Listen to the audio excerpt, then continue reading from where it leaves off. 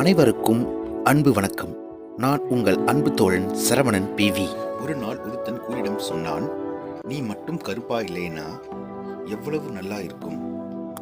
கடலிடம் சொன்னான், நீ மட்டும் உப்பா இல்லைனா எவ்வளவு நல்லா இருக்கும். ரோஜாவிடம் சொன்னான், உன்னிடம் முட்கள் இல்லைனா எவ்வளவு நல்லா இருக்கும். அப்போது அந்த மூன்றும் ஒன்று சேர்ந்து சொன்னது, ஏ மானிடா, உன்னிடம் மட்டும் பிறரின் குறையை கண்டுபிடிக்கும் பழக்கம் இல்லைன்னா எவ்வளவு நல்லா இருக்கும். பிறரிடம் குறை காணா மனிதன் என்றுமே அழகுதான். தோல்வியால் விழும் அடிகளை பொறுத்துக்கொள்.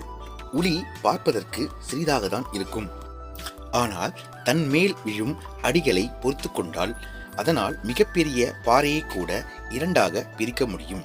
அதுபோல தன் மீது விழும் தோல்விகளை பொறுத்து கொண்டு அடுத்த அடிகளை முயற்சியோடும் நம்பிக்கையுடனும் எடுத்து வைத்தால் காத்திருப்பது